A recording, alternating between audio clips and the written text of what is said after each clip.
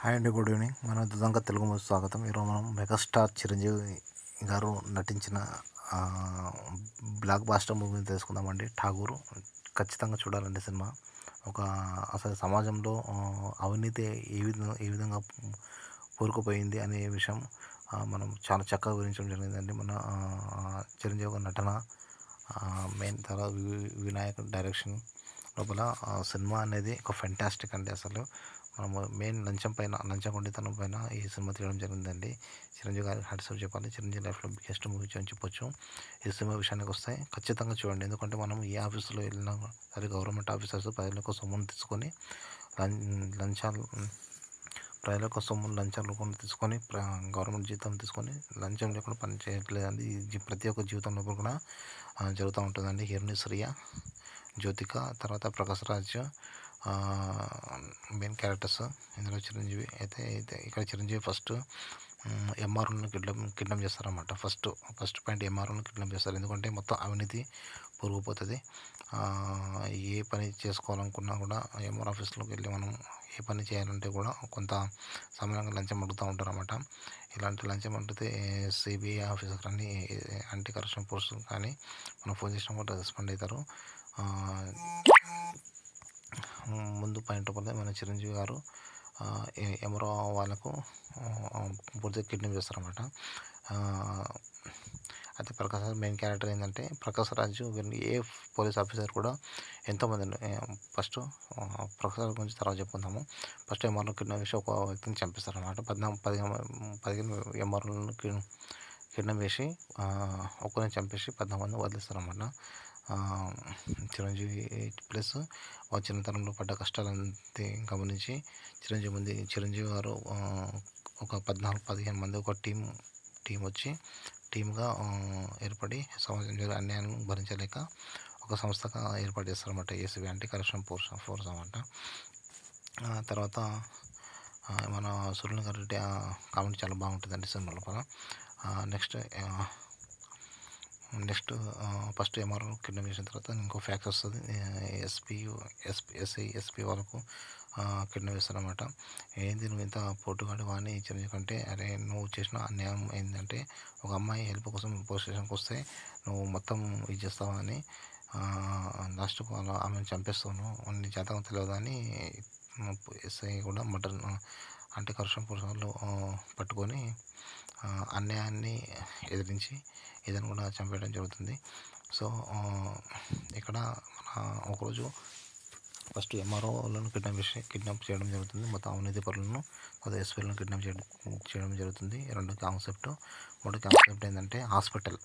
ఇది హాస్పిటల్ అంటే ప్రతి ఒక్క వ్యక్తి జీవితం లోపల హాస్పిటల్లో అసలు మనకు చిన్న దెబ్బ జరిగితే కూడా మొత్తం స్కానింగ్ అని అది ఇది అని మొత్తం ఎంతో బిల్ చేస్తారండి సామాన్య ప్రజలు కూడా. ఈరోజు హాస్పిటల్ అనేది అంటేనే విద్య అనేది అసలు హాస్పిటల్ అంటేనే ఒళ్ళు గగురు పుడుతుందండి. ఎంతో భయం అవుతుంది. ఎంత బిల్ అయితే తెలియదు. చిన్న ట్రీట్మెంట్ కూడా అన్ని ఎక్స్ట్రా అంటారు. సో ఒకసారి చిరంజీవి ఒక 10 మంది పిల్లలు పెంచుకుంటారు అనమాట. అందులో ఒక పిల్ల పాపం జారి కింద పడుతుంది అనమాట. హాస్పిటల్కి పోతే చిన్న కాలు దెబ్బ తగిలితే 10 టెస్టులు రాస్తారనమాట. హాస్పిటల్ ఏంది టెస్టులు రాగానే రాస్తారని చిరంజీవి షాక్ అవుతాడు. సో అక్కడ నుంచి వెళ్ళిపోయే సమయం లోపల ఒక వ్యక్తి బిల్లు కడితే ఒక ఇతను ఒక భార్య హాస్పిటల్లో అడ్మిట్ అవుతుంది. ఆల్రెడీ చనిపోతుంది అనమాట. చనిపోయిన విషయం హాస్పిటల్ సిబ్బంది చెప్పరు. ముందు బిల్లు కట్టుకుంటారు. బిల్లు కట్టుకున్న తర్వాత అరే నీ భార్య చనిపోయి 2 days అయింది, బిల్లు కట్టిన దాకా చెప్పకొద్దని చెప్పమన్నారు అని బిల్ తీసుకునేవాడు అంటాడు. ఇంత అన్యాయమా, బిల్లు కట్టకముందు చెప్పాలి కదా మీరు, చనిపోయిందని బిల్లు కట్టిన తర్వాత చనిపోయిందని చెప్తారా మీరు, ఇంత అన్యాయమా, ఎలా బతకాలి అని చూసి చిరంజీవి మొత్తము ఆశ్చర్యపోతాడు. ఇంత అన్యాయం జరుగుతుంది హాస్పిటల్ అని. ఏం చేస్తారు హాస్పిటల్ లోపల ఒక్కోసారి ఒక డెడ్ బాడీని తీసుకొచ్చి అదే హాస్పిటల్కి తీసుకొస్తారు అన్నమాట. చనిపోయిన డెడ్ బాడీని చిరంజీవి చాలా హైలైట్ అండి, సినిమాకి హైలైట్.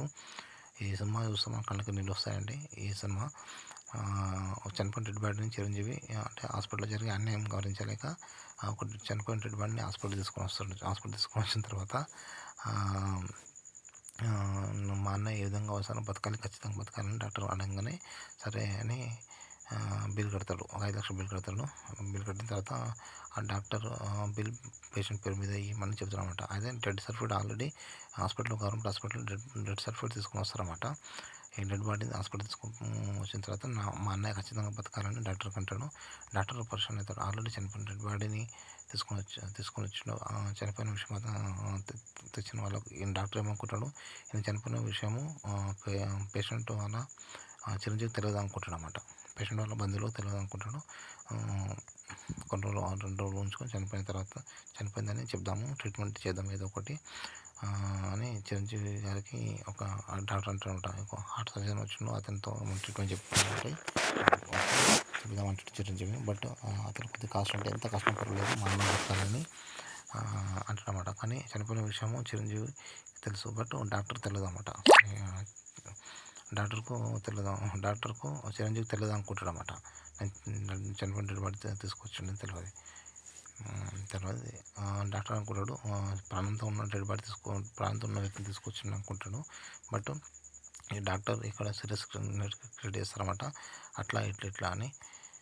సో లాస్ట్కు చెప్తానమాట, ఇప్పటివరకు మీరు చేసింది మొత్తం మిగతా ఇప్పటివరకు 5,00,000 బిల్ అయింది. డాక్టర్ అంటాడు చనిపోయిన పేషెంట్ ఇప్పటివరకు 5,00,000 బిల్ అయింది, ఇంకో 3,00,000 కట్టమని అనగానే చిరంజీవి అంటాడు 5 కాదు మొత్తం 23,00,000 మీరే కట్టాలి. సారీ 20,00,000 బిల్ అయింది, మిగతా 3,00,000 కట్టమని డాక్టర్ అనగానే చిరంజీవి అంటాడు 20 కాదు 23,00,000 మీరు కట్టాలి, మీరు చనిపోయిన డెడ్ బాడీకి ట్రీట్మెంట్ చేసిన రోజు ఇంతసేపు అనగానే డాక్టర్ షాక్ అవుతాడు. నేను తెచ్చిన డెడ్ బాడీకి డెత్ సర్టిఫికేట్ ఇది, డెడ్ సర్టిఫికేట్ నిన్న ఇచ్చారు, ఈరోజు మీరు చనిపోయిన డెడ్ బాడీకి ట్రీట్మెంట్ చేసినట్టు ప్రూఫ్ కూడా ఉంది అనగానే డాక్టర్ ఎంత షాక్ అవుతారన్నమాట. అప్పుడు చిరంజీవి డాక్టర్లకు అంటాడనమాట, ప్రతి ఒక్క వ్యక్తి ఒక ముస్లిం అయితే అల్లాహ్కు మొక్కుతాడు, హిందూ అయితే ఈశ్వరుని మొక్కుతాడు, క్రిస్టియన్ అయితే ప్రభువుకు మొక్కుతాడు అని ఏ కుల మత సంబంధాలు లేకుండా కేవలం డాక్టర్ అందరూ ఒకే వ్యక్తికి మొక్కేది డాక్టర్కు.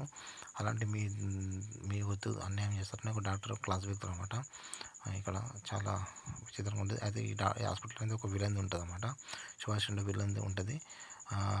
మొత్తం అమౌంట్ ఇచ్చిన దాకా మొదలాడు. అక్కడ మొత్తం 23,00,000 ఆ పేరెంట్స్ ఆ చనిపోయినటువంటి వాళ్ళ బంధువులకు ఇప్పిస్తారనమాట. అదే శివాజీ షిండేకు ఈ చిరంజీవి కొంత లింక్ ఉంటుంది. ఎందుకంటే చిరంజీవి ఫ్లాష్ బ్యాక్ ఏంటంటే చిరంజీవి జ్యోతిక అనే అమ్మాయితోని ఫస్ట్ లగ్గం అవుతుంది అనమాట. అయితే ఇది ఇంకోటి ఫస్ట్ ఎంఆర్ఓని కిడ్నాప్ చేస్తాడు, తర్వాత ఎస్ఐలను కిడ్నాప్ చేస్తాడు, తర్వాత రేషన్ డీలర్లు ఇంకో ఫస్ట్ ఎంఆర్ఓలను కిడ్నాప్ చేస్తారు, తర్వాత ఎస్ఐలను, తర్వాత మూడోది హాస్పిటల్ సంబంధించింది, నాలుగోది రేషన్ డీలర్లను కిడ్నాప్ చేస్తారని అనగానే రేషన్ డీలర్లు పర్సన్ అవుతారన్నమాట. అందరూ లంచగొండి రేషన్ డీలర్లు వచ్చిన తర్వాత అందరూ అసలు సీఎం షాక్ అవుతారు, ఇంతమంది లంచం తీసుకునే రేషన్ డీలర్లు ఉన్నారని. తర్వాత మళ్ళీ చిరంజీవి అంటాడు ఈ రేషన్ డీలర్లు ఎవరు మీకు ఎవరు కిడ్నాప్ చేయరు, ఇది రాంగ్ పంపించిండు ఏసీబీఎఫ్ ఫిల్టర్ అనగానే మళ్ళీ వీళ్ళు వెనక్కి వెళ్ళిపోతారన్నమాట రేషన్ డీలర్లు. అప్పుడు సీఎం వచ్చి మీరంతా దొంగలున్నారు బేట, మీరంతా సస్పెండ్ అవుతారు, సస్పెండ్ అవసరం లేదని కొత్త డీలర్ని ఎంచుకుంటారన్నమాట. 4 విషయానికి వస్తే చిరంజీవి ఒక ఆపరేషన్ చేస్తాడు. ఆపరేషన్ లోపల వినాయక్ తండ్రి నెంబర్ 1 లంచగొండి ఉంటాడన్నమాట. ఒక దాంట్లో ఇక ఎందుకంటే ఎంఆర్ఓలను ఎస్పీలను రేషన్ డీలర్లను మంచి అందరిని చంపెట్టుకొని ఇక్కడ నా స్టూడెంట్ తండ్రి చంపాలంటే నా వల్ల కాలేదు, కాదంటే ఇది వినాయక్ అంటాడు మనది సంస్థ స్థాపించింది మనం కొన్ని వల్ల నా తండ్రి లంచగొండి కావచ్చు కానీ నేను లంచగొండి కొనుక్కొని కానని చెప్తానమాట వినాయక్. ఎవరిని సరే చంపేయాలి ఖచ్చితంగా అవసరం లేదని చంపేస్తారు అతన్ని కూడా. సో చిరంజీవి సరిగ్గా ఫ్లాష్లో చెప్తారనమాట. అసలు చిరంజీవికి పాస్ట్ లోపల జ్యోతికతో మ్యారేజ్ అవుతుంది. జ్యోతికి మ్యారేజ్ అయిన తర్వాత ఒక రూమ్లో 2 ఉంటారు అనమాట. పాపం కొడుకు పుడతాడు, రూమ్లో 2 ఉంటారు. ఒక అపార్ట్మెంట్ ఏమైందంటే సడన్గా కూలిపోతుంది అనమాట. సరిగ్గా కన్స్ట్రక్షన్ ఉండేది. పాపం ఎంత అంటే చిరంజీవి బయటికి వెళ్ళిన తర్వాత సడన్గా అందరూ అపార్ట్మెంట్లో కొన్ని వేల మంది చనిపోతారనమాట. ఎందుకంటే కన్స్ట్రక్షన్ కరెక్ట్ ఉండేది. ఒక బ్రిడ్జ్ పక్కన కట్టొద్దంటే ఈ ఇల్లీగల్గా వీళ్ళని కట్టిస్తారన్నమాట. ఇక ఈ జ్యోతిక కొడుకు పుడతాడు. ఇద్దరు కూడా కాలిపోయి బూడిద రూపం ఉండంగానే వీళ్ళు ఇట్లా బూడిద కరిగిపోతుంది. చాలా రెడ్డిసాడు చిరంజీవి పెంచిన కోపము ఈ ఇంజనీరింగ్‌కు కొడితే చెప్తాడనమాట. మొత్తం వీళ్ళని నడిపించిండు ఇవనంగానే శివ షిండేకు కొడతాడు. సో, మొత్తానికైతే శివ షిండే లాస్ట్‌కు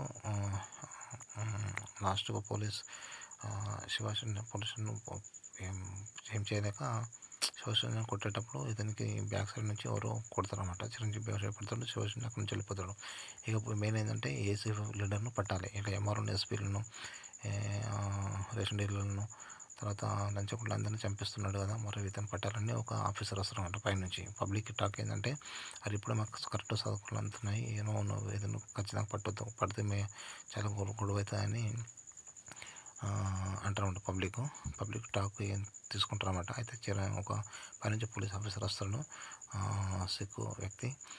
ఇతను ఖచ్చితంగా చూడాలని అంటుంటాడు. అయితే ప్రకాష్ రాజ్ మెయిన్ క్యారెక్టర్ ఏంటంటే, ఈ ప్రకాష్ రాజే మొత్తము ఒక కాలేజీలో అసలు ఏసీఎఫ్ లీడర్ ఎవరు అనేది మొత్తం పసిగడతారనమాట. అంటే ఖచ్చితంగా నిజాయితీ ఉన్న ఇతన్నే మొత్తానికైతే చిరంజీవిని పట్టించేది ప్రకాష్ రాజే అనమాట. చాలా కృషి చేస్తాడు దాని గురించి. ఎంతమంది పోలీస్ ఆఫీసర్లు చెప్పినా కూడా నమ్మరన్నమాట. నువ్వు చాయ్ పానీపూరి తీసుకురా అంటారు తప్ప ఇతని మాటలు నమ్మరు. సో, సీరియస్ అయ్యి నేను తెచ్చిన చాయ్ పానీపూరి తీసుకుంటారు కానీ చెప్పిన మాట నమ్మరా అనగానే ఈ సిక్ ఆఫీసర్ మొత్తం చెప్తారనమాట. 90% ఇన్ఫర్మేషన్ ఇచ్చిన సార్ మీరు 90% ఇన్ఫర్మేషన్ ఇచ్చారు సార్, మ్యాక్సిమం పట్టినట్టు అని అప్రిషియేట్ చేస్తారన్నమాట. సో, ఏఎస్ఎఫ్ లీడర్‌ను చిత్తూరు కాలేజ్‌లో చదివే స్టూడెంట్స్ మాత్రమే ఈ ఏసీఎఫ్ క్యాండిడేట్స్ అని గుర్తుపడతారన్నమాట. అప్పుడు ఎవరు ప్రకాష్ ఇచ్చిన ఇన్ఫర్మేషన్ వల్ల ఎంతమంది కొట్టినా కూడా ఏసీఎఫ్ లీడర్ చెప్పరు. ఇక ఇవన్నీ స్టూడెంట్స్ కొడుతురని చిరంజీవి గారే వచ్చి లొంగిపోతారన్నమాట. అందరూ షాక్ అవుతారు. కోట శ్రీనివాసరావు అంటాడు, "నువ్వు ఇదంతా ఫ్యాషన్ అయిపోయిందంటే" లేదు ఇతని వాయిస్ విన్నా నేను ఖచ్చితంగా ఇతనే అని కూర్చుంటారు. సాక్షాత్ చిరంజీవి గారు వచ్చి మన అక్కడ సీఎం వచ్చి నీ గవర్నమెంట్ తరఫు నుంచి రాయన పెట్టాలంటే అవసరం లేదు, నేను అంటారన్నమాట చిరంజీవి. సో, కోర్టు లోపల వాదిస్తారన్నమాట. గవర్నమెంట్ పీపీ లాయర్ అనుకుంటాడు. ఇతను ఇంతమంది చంపుతున్నాడు అన్యాయం కదా అంటే చిరంజీవి పీపీ లాయర్ అంటాడు, "నువ్వు పబ్లిక్ ప్రాసిక్యూటర్ పనిచేసే నువ్వు నెలకు 50 జీతం చేసుకుంటూ నీకు 10-15 బిల్డింగ్లు, 50 ఎకరాలు, 100 ఎకరాలు పొలాలు, బంగారం, 1000 కోట్ల ప్రాపర్టీ విధంగా వచ్చింది. ఎంతోమంది అమాయకులను నిజాయితీ పరులను అన్యాయంగా చిత్రీకరించడం వల్ల నువ్వు ఇంత సంపాదించడం" అని జడ్జి ముందు చెప్తాను. జడ్జిగా షాకిస్తాడు. మీరు ఒక లాయర్ దగ్గర ప్రాక్టీస్ కోసం అడిగిపోయినప్పుడు ఈ జడ్జి ఒక మాట అంటాడు. ఇదొక్కటే మాట చాలా మాట.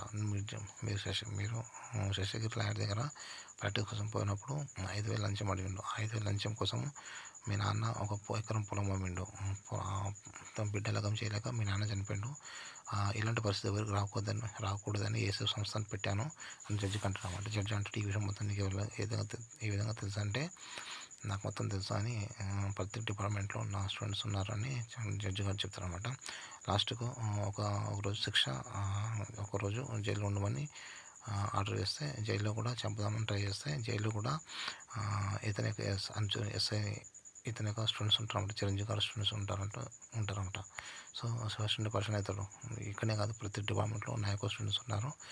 అవినీతి అంతం చేయడమే మన లక్ష్యము. సో, మనం ఏ గవర్నమెంట్ ఆఫీస్కి వెళ్ళినా కూడా ఎవరైనా సరే లంచం అడిగినా కూడా మనకు యూట్యూబ్లో చాలా నంబర్లు ఉంటాయండి. ఏసీబీ కానీ యాంటీ కరప్షన్ ఫోర్స్ మనం నమోదు చేస్తే మన రహస్యాలు బయటపడకుండా మనకు సమస్య పరిష్కారం కావచ్చండి. సో, చిరంజీవి గారు నటించిన సినిమా చాలా మార్పు వచ్చిందండి. అప్పుడు ఇలాంటి సినిమాలు రావాలంటే సమాజం లోపల లంచం అనే పదాన్ని మనం ప్రాంతాలు చాలా ఎంతో ప్రతి దేశంలో కూడా లంచం అనే పదం ఉండదండి. మన దేశంలో కూడా మ్యాక్సిమం 90% లేదు. సో, చిరంజీవి గారు సినిమా తీసిన తర్వాత ఇలాంటి లంచం అనేది లేదండి ప్రజెంట్ అయితే. ఓకే, థ్యాంక్ యూ అండి. Thank you very much.